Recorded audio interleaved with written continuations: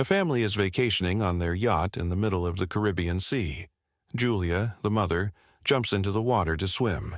While relaxing, she feels something strange, but since she can't see anything around her, she thinks maybe she imagined it. A few seconds later, she feels the same strange sensation again. This time, too, nothing is visible. But now she begins to panic and starts swimming toward the yacht. Suddenly, something grabs her leg and she screams loudly for help. Her daughter Cassie can't hear anything because she has headphones on and is listening to music. Her husband Tom and son Ben are busy fishing. Julia tries to stay above the water, but she keeps swallowing water, making it hard to shout. After a while, Tom realizes he hasn't seen Julia in quite some time. He looks for her on the yacht and then spots her struggling in the water. He calls the kids. He steers the yacht toward her and jumps into the water. He quickly reaches Julia, holds her, and swims back. The kids pull them both up. The family helps Julia calm down, but Julia convinces herself that maybe the waves caused the strange feeling. That night, they all celebrate Ben's birthday. Cassie gets a call from her boyfriend, so she takes her laptop and goes outside. On the video call, her boyfriend shows her that huge black clouds have covered the city. The call glitches and freezes. Cassie goes to tell the family, but Tom says the signal is probably weak because they are far from land. Just then, they all hear a strange sound. They go outside and see a whole group of whales passing by. Tom explains that whales usually follow Earth's magnetic field, but when a storm comes, they get confused. Suddenly, the yacht shakes violently, and Ben falls. Tom gets worried that something might have damaged the yacht, so he dives underwater to check. After some time, he comes back to the surface, but there is a big wound on his shoulder. Julia immediately stitches the cut. Tom explains that underwater, it felt like a huge creature was behind him, but when he turned, he cut himself on the propeller. He says whatever it was felt extremely large. Tom also notices the yacht is damaged badly, so they need to call for help. Julia keeps trying the radio. Cassie tries to find a phone signal, but nothing works. Suddenly, Cassie sees a strange creature and screams, but it turns out to be Ben wearing a mask as a prank. A little later, the yacht completely loses power and gets stuck in the middle of the sea. Julia hears a voice on the radio, but it's so distorted she can't understand anything. Tom tells the family they only have 4 days of food and water left and must wait for a fishing boat to pass by. Suddenly, the radar detects something, and they hear a weird noise. They all rush outside and shockingly see several fireballs falling toward the ground. Wherever they land, huge explosions take place. One fireball lands in the water close to them, so Tom tries to start the yacht. The engine barely works, but then another fireball hits the area. The family holds on to each other in fear. That's when Tom realizes the fireballs aren't meteors. They're satellites falling from the sky. At the same time, Ben notices smoke coming from the yacht. Tom checks and confirms the engine is ruined. The wind starts getting stronger, so the family hides inside the yacht, not noticing that the compass is spinning wildly. The yacht begins shaking violently. Ben falls again and gets injured this time. Waves crash hard against the yacht. Tom struggles outside to get the life jackets. Suddenly, the power goes out. Tom presses the power box button and the lights come back. At that moment, Ben notices Julia's nose is bleeding. Julia starts feeling dizzy, and Cassie runs to the sink and throws up. Tom keeps trying the radio, but there is no signal. Suddenly, a loud, high-pitched noise begins, and the wind becomes even stronger. Julia tries to shut the doors, but one hatch blows open and the wind starts shattering the windows. Tom lights a flare, and after a while, everything turns dark. The next morning, the family wakes up shocked that they survived the storm, but the yacht is half destroyed. When they step outside, they see that the ocean water has completely disappeared, and the yacht is now stuck on dry land. They are stunned. Cassie checks for a signal, but the network is completely down. Ben begins playing with 2 dead crabs. Tom checks the compass and sees it has flipped upside down. He says the last time this happened was 700,000 years ago. Cassie fears her boyfriend must be dead and breaks down. When Julia tries to comfort her, Cassie pushes her away and goes to hide. Julia and Tom check their remaining supplies. Ben ties his birthday balloons to a rock, hoping some survivor might see them. Tom tries the radio again, and this time he connects with a man. The man's name is Now, and he's a submarine captain. His submarine is also stuck on land. He confirms that the magnetic poles have reversed, which caused the ocean to retreat and land to sink. He says he hasn't found any other survivors and that communication systems are completely down. He warns them that the poles will reverse again and the ocean might return in about a week. He tells them to climb to higher ground because when the water returns, it will be extremely dangerous. He also says his partner died in the crash and his submarine only has space for 3 people. Julia and Tom beg him to save their kids. He gives them his coordinates.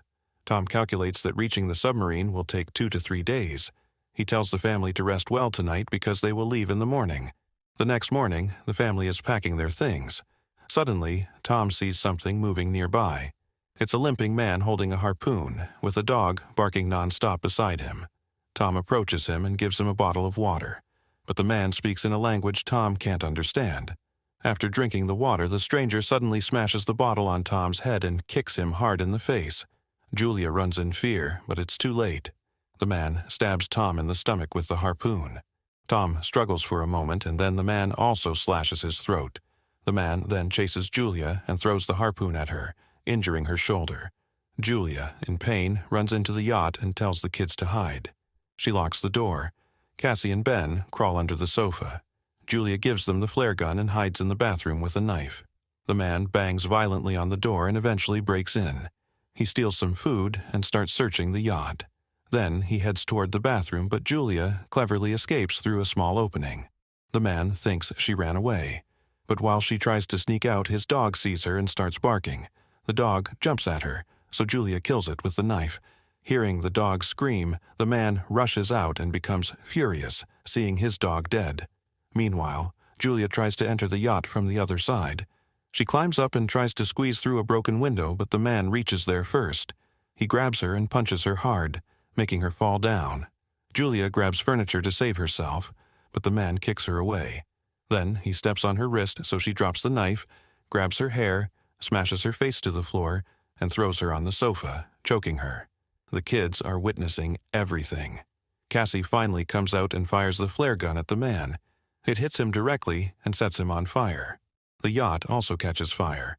The kids run out immediately. Julia comes back, kicks him again, grabs the map and the bag, and runs. Ben and Cassie run to their father and cry over him.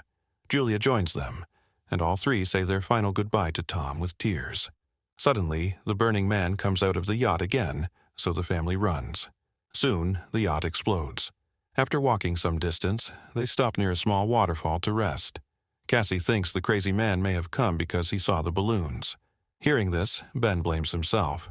Julia comforts him, saying it wasn't his fault, and tells them they must keep moving because the man is still out there. On the way, they find a dead hammerhead shark near a small pond. Julia notices the crazy man is close again, so they run and fall down a sand dune. There, they see toxic waste. The family carefully crosses it and feels relieved, thinking they finally escaped the man.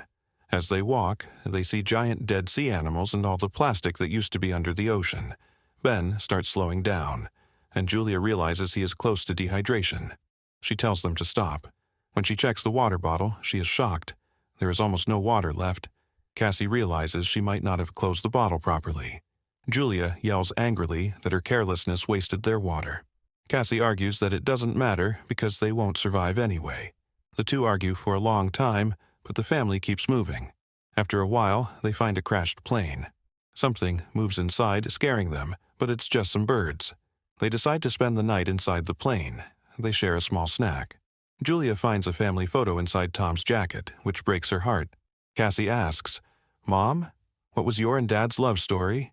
Julia smiles and tells her, "Tom was my patient at the hospital. One day he gave me flowers and a sweet poem to confess his love." In the middle of the night, Cassie goes outside.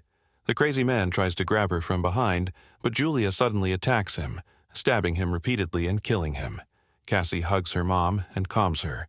The next morning, insects are crawling all over the man's dead body. The family notices bite marks on him, meaning some dangerous creature lives in the area. As they start to leave, crabs crawl out of his mouth. A few hours later, Julia and Cassie are looking at the map, but Ben slowly wanders off. Julia shouts, "Stop!" but Ben bends down to drink from a pond. Julia pulls him back instantly, warning him that unknown water can make him very sick. The sun becomes extremely hot, so they cover their heads with clothes. Ben starts feeling dizzy. They find some old chairs, and Julia and Cassie build a temporary shelter. Julia gives Ben an injection and decides they will spend the night there. In the morning, Julia wakes to a strange sound. She goes outside and sees a huge swarm of crabs coming toward them. She wakes the kids and they start running. While running, they find a huge cargo ship. 3 crew members are still alive. One woman wants to help them, but the other 2 refuse, and the crew locks the container, leaving the family outside. The crabs reach them. Julia lifts the kids onto the container. As she climbs up, the crabs bite her leg hard. The kids pull her up just in time. Through a hole in the container, many crabs get inside. The crew starts shooting, but the crabs overpower them and kill them. The last crew member reaches the roof opening, but the crabs drag him down and kill him too. Julia bandages her wound and faints. After some time, she wakes up and finds herself alone in a sandstorm. She panics and begins searching for the kids. She picks up a dead woman's weapon and screams loudly. Cassie hears her and returns, telling her they went looking for help but found no one. Then they meet Ben, who found an open container where they can stay until the storm passes. Julia takes Tom's lighter and cauterizes her wound, burning it shut painfully. After the storm calms, they find another container filled with lots of water bottles. While checking bodies, they also find a radio and a gun. Julia contacts Now and tells him they lost the map. Now explains that they were attacked by arthropods, sea creatures that went completely crazy because of the oxygen levels. He tells them to hurry, because his instruments show the ocean will return much sooner than expected. They have only a few hours left. He fires a flare, and the family walks in that direction. After a long walk, they find a broken toilet where Ben pees. Finally, they see the submarine in the distance. But to reach it, they must cross a rocky path.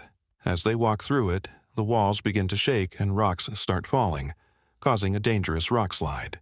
Julia shoves her kids to the side and steps back to avoid being crushed. A stone wall ends up separating them.